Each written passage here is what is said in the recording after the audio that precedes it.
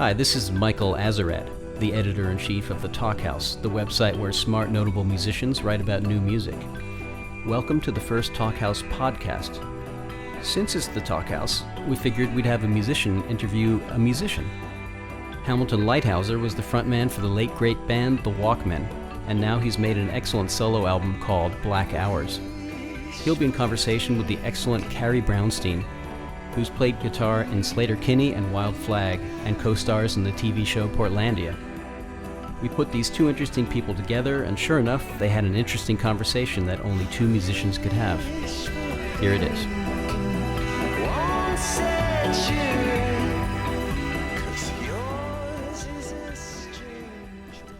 So I guess Michael didn't say like I needed to do one of those official intros, but I guess we should introduce ourselves. Okay. Right? I think so that this sounds is good, yeah.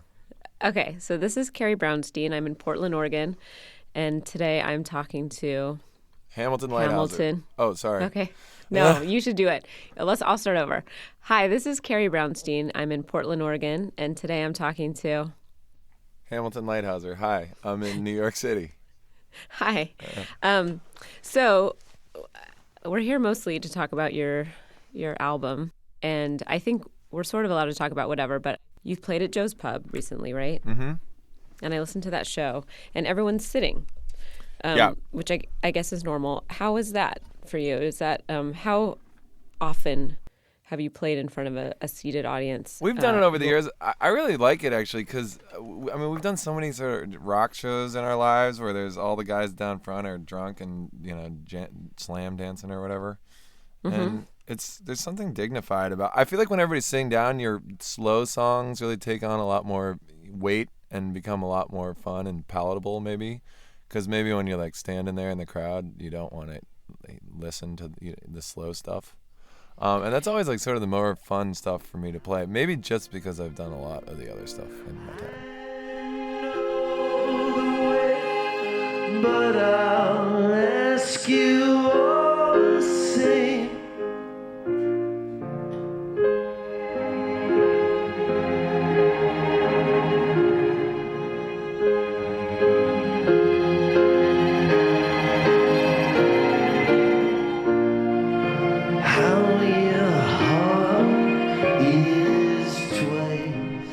Is something when you're creating a set list for a festival or when the context is a club totally. or a theater. Yeah, and or 3:30 at Lollapalooza or something like that. You gotta cater to your audience.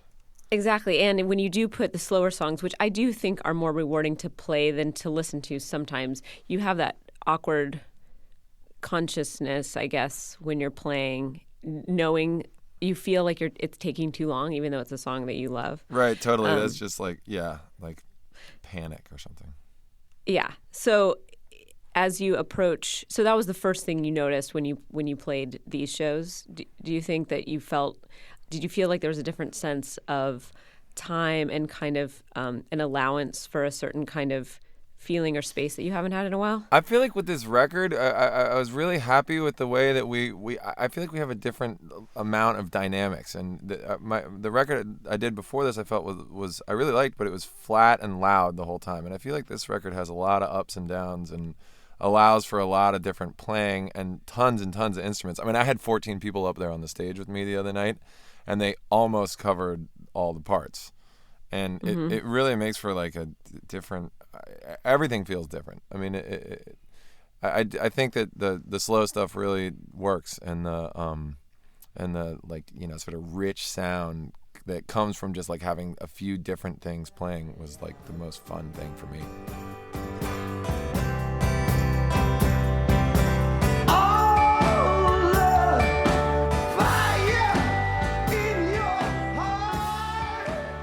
In the past, with the Walkmen, did you ever have to sacrifice, choices that you made in the studio in order to facilitate that live, in terms of subtraction, or we did this overdub, or we had these strings, and now we're not doing that live? And do you feel like you don't have to do that now with 14 people? Well, I mean, I don't know how long I'll be able to afford to pay 14 people. Uh-huh. And that's always a problem when you're in a band where the paycheck splits 5 ways, you know? Like, how are you going to also pay 5 string players and stuff like that? I always felt like we did a pretty good job of recreating our studio sound. I mean, we were the band of 5 guys. We didn't use all that many overdubs. And we used to bring a horn section on tour with us.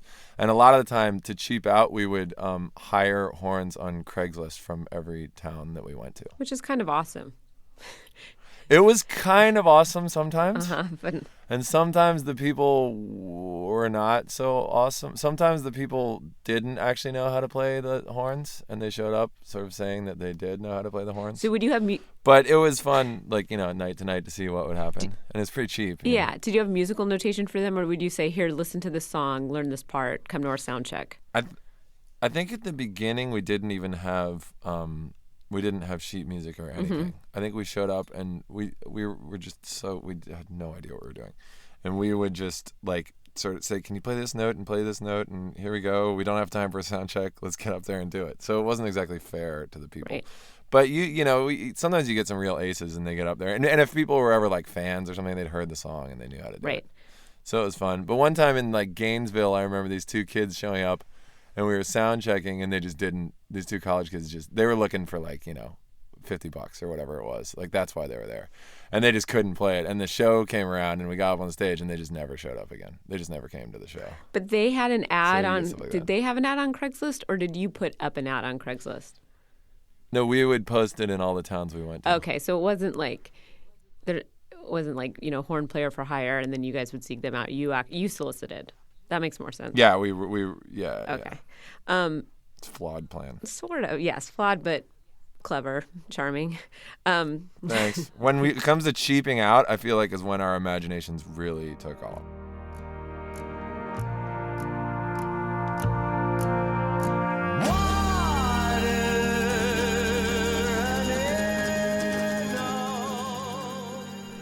Bands are weird like that. You know, like you think of people that have to make consensus decisions, and it's so stifling, I think, because basically no has the most power. So Right, of course. you can have everyone. It's infectious. Exactly, and it's so frustrating because it's never majority. It's just the one person feels uncomfortable or doesn't want to do something, and then that informs you going forward. And Yeah, or they haven't had lunch yet. right. And that's yeah, it. it can be arbitrary. Like low blood sugar, got in a fight with someone on the phone the night before, and all of a sudden it's like, well, we're not doing that. And that can be a very frustrating dynamic. So now you're not in that situation. Do you like sort of being the boss, or is there something about it that now feels like there's not enough limitations? Because sometimes those limitations, having to sort of buck up against something and clarify your decisions. Totally. Well, you know, I really like working with other people. That's the sort of ironic thing. I really do. And on this record, I did work with other people. And I think maybe for me, it wasn't necessarily about just escaping other people and being my own boss. It was more about maybe just escaping our particular situation and our lineup and what I felt was like kind of our tried and true machine, which I really liked. And all the guys are my best friends and actually my family, and we all get along great. But maybe we sort of saw it as like, which way do we go from here? We've done so many records together with the 5 of us, and we've called in a producer now, and we've sort of tried all these different things. And we all live in different cities, so sometimes you're just writing a song by yourself or over email with one other guy or something, and you think, why would I bother? This is done. Why would I bother? If I want to finish this and make it different, I should do it. Maybe it should just go into an outside place. So that's sort of why we're doing it the way we are now. Time to swing again, Alexandra.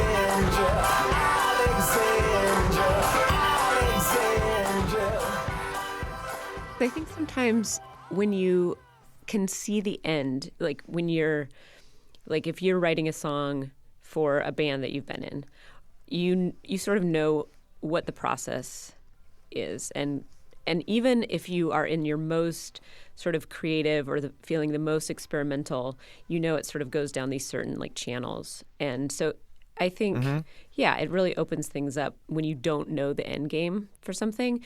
And it seems Yeah, like you exactly. could take more risks. Which I guess brings me to reading about this record and listening to it.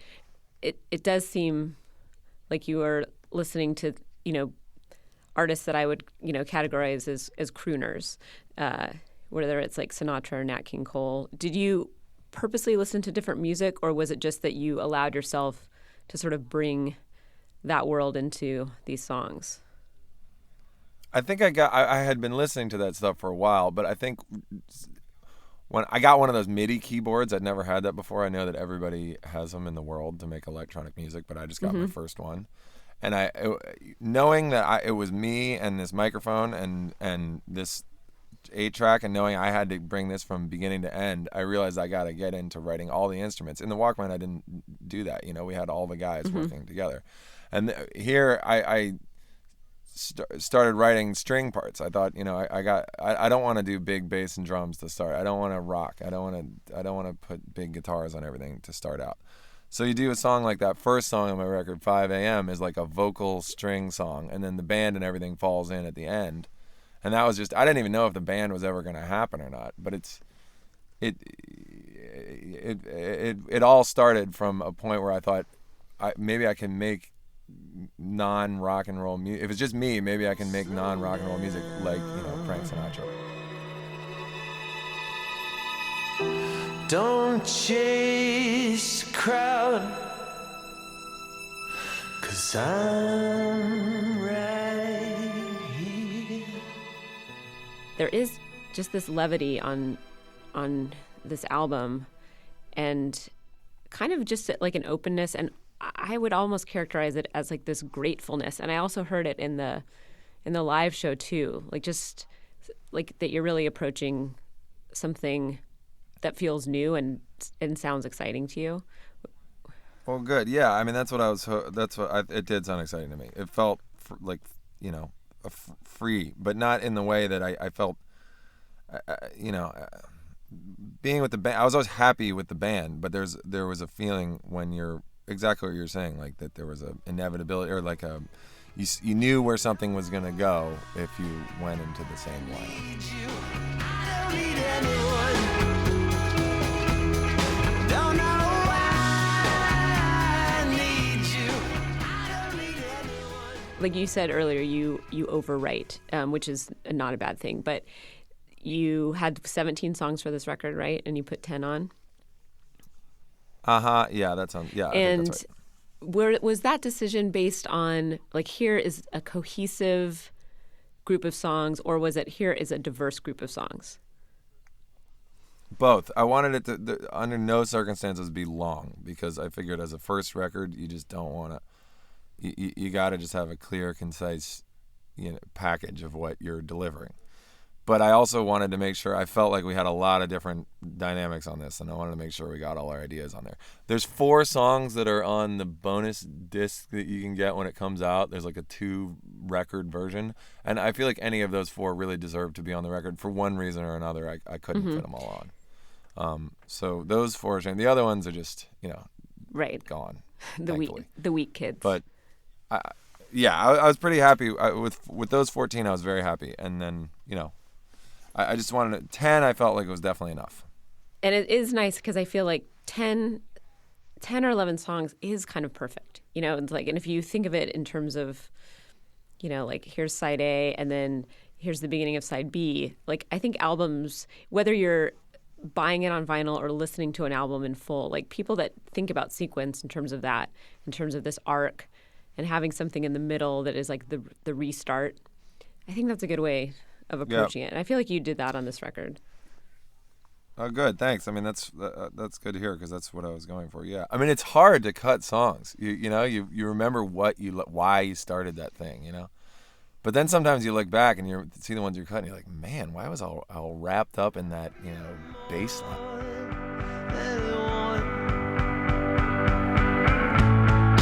Show me the men who would have shown more. Do you have without the sort of input of bandmates, did you have somebody that you trusted in terms of like, hey, what should be on this record? Well, I I mean, worked. I know you worked with people. I worked with two guys actually, yeah, and I trust them a lot, and they're invaluable. I mean, they're a huge part of And this that was record. Richard and Rostam, right? No, it was Paul Maroon, Who was in Walkmen, who's right, the yeah. guitar player in the Walkmen, and Rostam Batminglage, who's in Yeah, Vampire okay. Weekend, and they were both, co-songwriters. They're big. And parts Paul, of this was too. he sent you? Is that kind of one of the early impetuses that he sent you, was like a piano song, and you guys sort of. Yeah, we had a system going. He lives Mm-hmm. in New Orleans, and we in the later days of the Walkmen, when everybody sort of moved away, we had developed kind of a system of when going back and forth over email with each other with ideas, and it had worked out pretty well. And by the time the Walkmen had decided to do our separate things, he and I had like 4 or 5 things in the pipeline, and I thought, that took like 8 months to get those 4 or 5. Like, I don't want to give up that amount of work just because it's like a little awkward. So we talked about continuing to work together, and we wrote a few more things, and I started working with Rostam too, which is really fun because it's the first new songwriter I've worked with in ever, I guess, since I started my band like 15, 20 years ago. And he's someone that is quite proficient, I'm assuming, at MIDI and synth pads and orchestration, right? Oh man, he works at he sits there at the computer and he works at just like a million miles. Like the first time I'd never done that before, and I was there like recording my vocal or something, and he would just like hit the keyboard just working at a million miles an hour, and there'd be a song like 5 minutes later.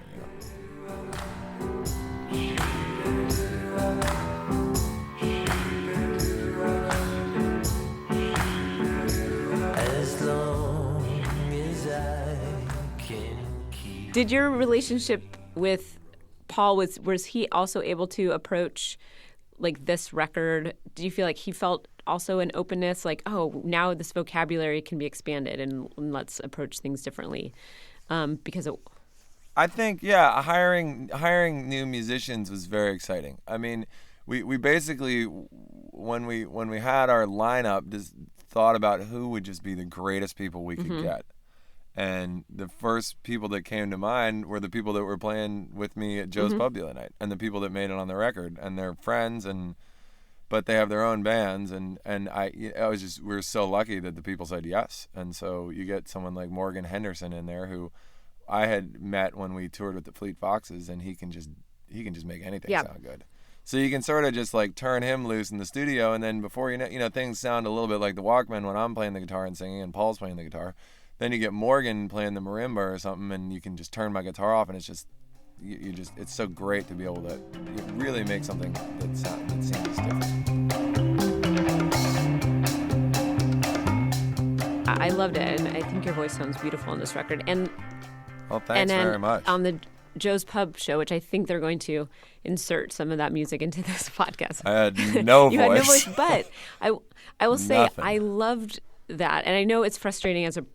Well, first of all, I guess I want to ask, like, when you're performing, you know how there's always that thing of like, oh, that show felt amazing. Like you have this great show, and then someone, like your sound guy or whatever, is like, oh, actually, that was not a good show, or or like some Right, friend is like, yeah. oh no, this was too loud, or the cymbals were shitty. Right. And then there's the other thing where like the show feels kind of bad or stale, and then everyone's like, oh, that was amazing. And what do you prefer? Well, it's always nice to be pleasantly surprised, right? I mean, I've probably had a lot more of the other, like, experience. I don't know. Our sound man's a real sourpuss, so I've experienced that a lot. Where you're like, great show, and he's he's like, actually, it wasn't. yeah, I mean, I know that's every show for the Walkmen. Listen to voices, took them too hard. Oh, is it easy to get low? Sometimes I think anomaly like sort of helps define and re-examine what like normal is, so it's like you realize that like you want to hear deviation because then you sort of appreciate what the other thing is. And so after listening to the recorded versions of these songs and then listening to the feed from the live show, it's like you hear the songs in a different way. And also, it makes the live experience so unique. Strength enough for yesterday. Oh, tomorrow's always on its way. I'll always love you.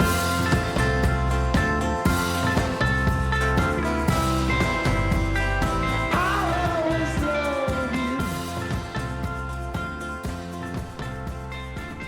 It's very unlikely that you're going to do this whole tour with your voice a little hoarse. I mean, hopefully not. But I thought hope it not. sounded, beautiful, and it brings kind of just a different perspective. And like, I think it's always good for the audience. I think, like, one time I saw the White Stripes did like this secret show at the Hideout in Chicago, and Jack White vomited, basically, like turned around, went behind the drum kit, threw up, and then sort of came back and just said, we should stop, which is probably logical. But I just thought, like, he's hating it right now. But as an audience member, what do I want to see more than it's just something that's basically a mistake or, Totally. That's the live. Yeah, that's what makes the live thing so fun. I guess just sort of special. So I thought your voice sounded good, but I did like like thanks. though when you were talking about your friend eating a taco, that you could see that from the. That place, the eating is just a little weird. I mean, do they need to be sitting there? Do they need to be eating in the 1 hour that I'm playing right there? I mean, it's just kind of a strange thing. At my foot is my friend I've known for 20 years eating being served and then eating tacos and sort of looking up at me. It's just weird. Yeah, I find that odd. Wait, my old band Sleater-Kinney, we did this tour with Pearl Jam, and they, were doing those like sheds, like those amphitheater sheds, and so, we would play while the people were like getting in their last, hot dog. Yeah. Oh, I know that. Right, I know. I've been there more times. I'm than sure. And don't you feel like you're watching? I literally just I would just focus on one person, and I would just think, please set your hot dog down and look at me. Like, that's all I want. I want to play something that moves you enough that you have to stop chewing, and it just becomes so much about like this minutia of like trying to gauge like how much you're affecting something, because it's weird how people, I mean, of course this is your friend, like he's going to eat and enjoy it, but like with people that don't care about your music, you're like, wow, you actually prefer food. You could just tune out this band on stage right now for the sake of like making sure that the relish is like perfectly splayed out on that bun. I mean, don't get me started on that. I could just talk all night about that. What we have, I mean, the hot dog hour. I mean, that's the Walkmen hour right there. I feel like the hot dog hour is like, first of all, just such a great, like there should be a whole podcast called the Hot Dog Hour that's just bands talking about playing those crappy opening slots or like the daytime slot and just talking about what they observe, because people in the audience think they're invisible, even in broad daylight. You can be, they think. Yeah, at 5:30 in the afternoon, they're visible. They're right there. And like what's one of the weirdest things that you've seen, or just not even weirdest, but just you must have a certain memory of like, oh yeah, and then I watched this guy do this, or who thought he was invisible. Oh man, I'm sure I have so many of those. Well, I mean, there's the time when the guy just held his middle finger up to my face, like, I guess he wanted me to see him. That was like, he held it for the entire, from start to finish set. It was incredible. And his girlfriend was like sort of embarrassed, and I actually wrote about this in the podcast that's going to be on in the whatever article that I wrote for the Talkhouse. So I don't know if we want to spoil this, or whatever. His girlfriend was trying to pull his arm down. She was like sort of embarrassed and trying to pull his arm down, but he sort of fought her off and just defiantly just held his middle finger up for the whole 45-minute slot. That's an exercise routine, like holding your arm up for anything for that long. Like the fact that he was like, you know what, I'm gonna have a sore arm tomorrow, but it doesn't matter because I've shown this. He didn't switch like, arms I've shown either. this band what's what.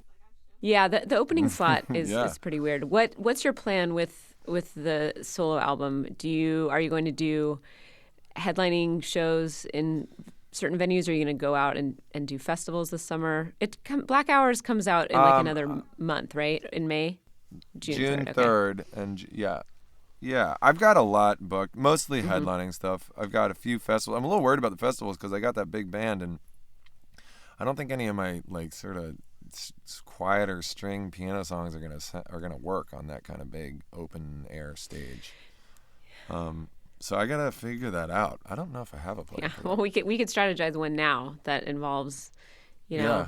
some Free hot free dogs. hot dogs. Yeah. Maybe something to go for on the quiet summer stages with your band.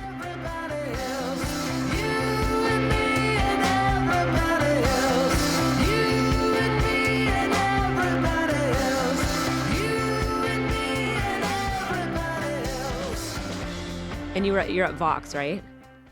And what was Yep. what? And did you like recording there? Did you pick that place, or did somebody recommend it, or how?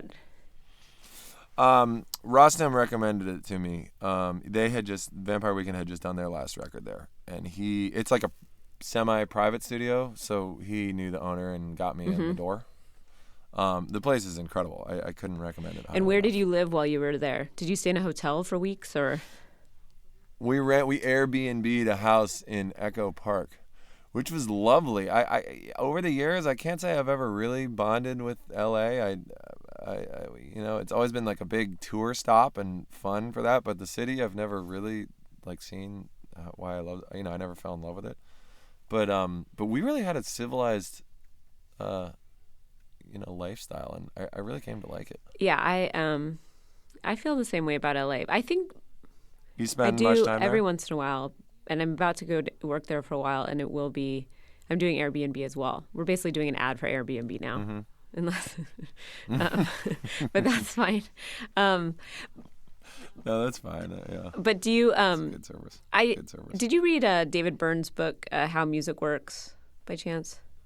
I did not. No, Well, I'd it's a like great to. book, but he talks so much about, music being sort of created out of site specificity. It's sort of like depending on where people rehearse, or shows have to change, or sounds change because of the venue that it's played in. And I always think of like cities are sort of the ultimate like space like that.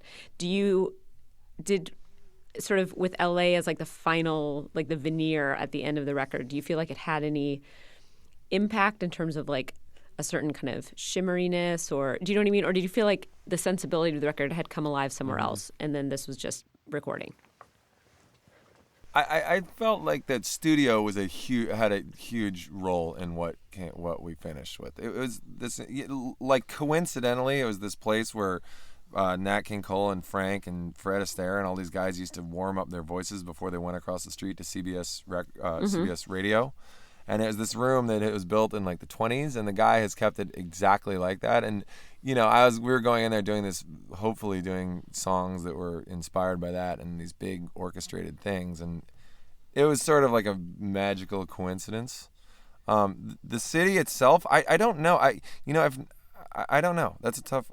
It probably did, because we were having such a nice time being there, and maybe that's why we had a great time, that helped us have such a fun time making the record. I don't know. I mean, people have always asked me if New York has been an influence on the music I make here, and I don't know the answer, but I just do know that I've never been able to write music anywhere else. Maybe the city is the thing that makes you neurotic enough that I can't stop writing music or something, and I worry that if I move away, I wouldn't be able to do it anywhere else. But I've never been able to specifically put my finger on what, how it, it's a big, I don't know. When you're actually living in it, it's kind of hard to see how the direct connection would work.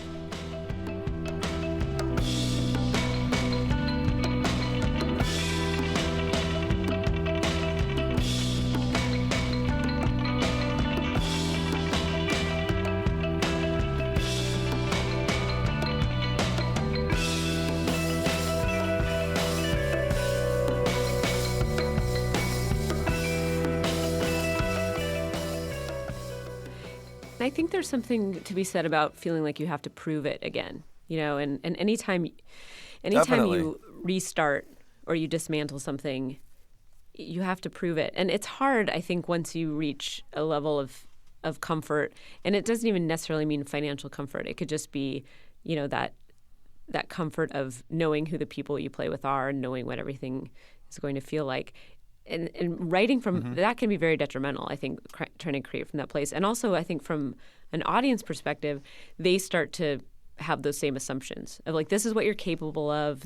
You'll never defy our expectations in any number of ways, which feels so disheartening. Like that it's almost like a gutting feeling. There's nothing that makes you feel older than just feeling like somebody knows what you're capable of and that you'll never go outside that box. Right. It just loses all of its excitement. It's just gone. The reason you started. Yeah, and there's something I think there is a timelessness to redefinition. But in order to really redefine, I think you have to make people a little bit uncomfortable. And I think as much as people were sad that the Walkmen broke up and probably made them feel uncomfortable, it's like you're kind of forcing them to look at you in a new way, which I think can only be good. I hope so. Well, I guess it could be bad too, well, right? It could go, well, I don't know. It's definitely on any stability we may have had is, it definitely feels like wide open. Yeah, but I think undermining yourself as an artist is an important part of the process. I agree. So maybe we should end there with you not knowing whether it's going to be good or bad, but I predict it will be good. Well, thanks very much, Carrie. It's really nice to meet you. I'm a really big fan of your show. And so thanks, Hamilton. I'm a fan of your music, and I think you have a wonderful voice, and I think that Black Hours is a beautiful, beautiful album. Thanks. All right, well, take care, and you too. Nice to meet Talk to you. you later. Okay, Bye. see you later. Bye-bye.